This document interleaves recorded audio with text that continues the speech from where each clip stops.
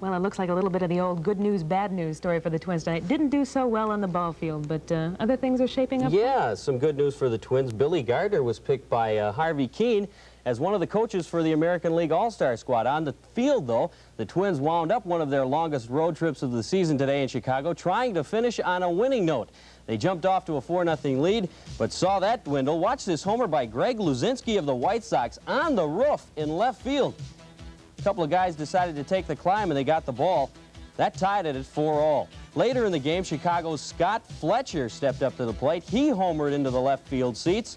It was Fletcher's first home run of this American League season. That put the White Sox up 9-4. But Tom Brunansky nailed a 3-run shot late in the game to make things interesting. Not interesting enough, though. The Twins lost it 9-7. They'll start a homestand Tuesday night at the Dome against Toronto. Let's check our 11 Sports computerized scoreboard now. Boston bombed the Yankees 12-5. Baltimore over Detroit 3-1. Milwaukee defeated Cleveland 4-3. Cecil Cooper with home runs number 13 and 14 in that one. And Kansas City and California were postponed by rain.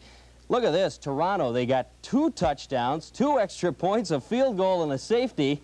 And they beat Seattle 19-7. Del Crandall got his initiation in that one. He's got to be wondering why he took the job as manager at Seattle. And Texas and Oakland, that one in the 7th inning, it's being delayed by a power failure and rain. Let's look at the National League scores. Philadelphia and the Mets split a doubleheader, 8-4 to Philly in the first one. The Mets won the second 5-1. Cubs 9-5 over Montreal, a bench-clearing brawl in that game. Pittsburgh defeated St. Louis 5-0. Atlanta 5-1 over Cincinnati.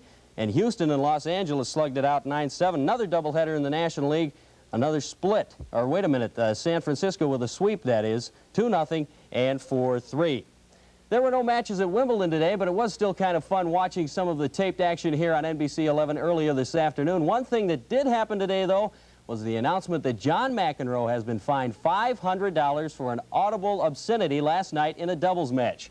It shouldn't come as a surprise. In fact, McEnroe's temper tantrums are starting to get a little ridiculous. It's so bad, fellow players have begun to complain.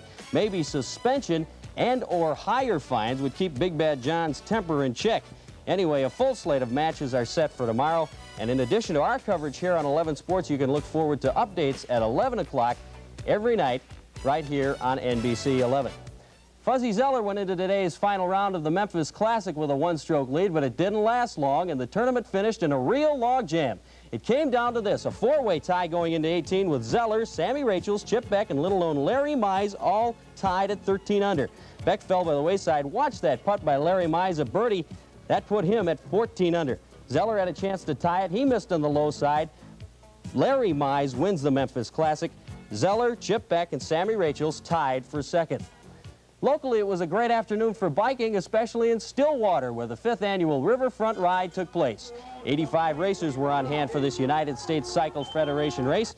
And if you've ever been to Stillwater, you can imagine how beautiful the course was. A lot of turns and the renowned Chillicoot Hill. And when it was over, Scott Flanders crossed the finish line first. It was Flanders' 3rd win in 5 years at Stillwater. Congratulations to Scott. If you can sneak out of work early tomorrow afternoon, you might have some luck at your favorite fishing hole. Here's what our 11 Sports graph says will be happening. Good fishing from 7:30 in the morning until about 10:30 a.m. Then things die off around 1 p.m., but it jumps up into the excellent range around 2:30, and they stay there until the early evening. So you better hope your boss wasn't watching, and then think of a good excuse tomorrow for him. Good luck.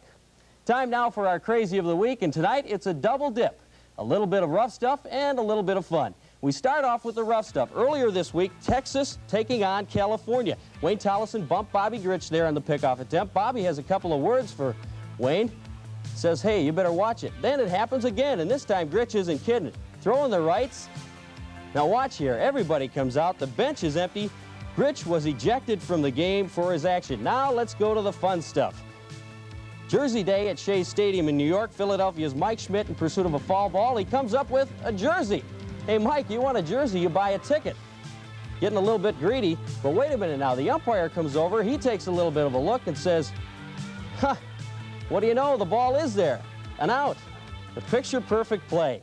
In some notes, Ayako Akamoto won the LPGA Rochester Classic on the 3rd hole of sudden death today. And in Providence, Rhode Island, Edina's Chris Perry failed to defend his Northeast Amateur title. Bill Hayden of Connecticut finished 3 strokes ahead of Perry to claim the championship. The Jennings Golf Tournament for the Blind takes place tomorrow at Minneapolis Golf Club in St. Louis Park.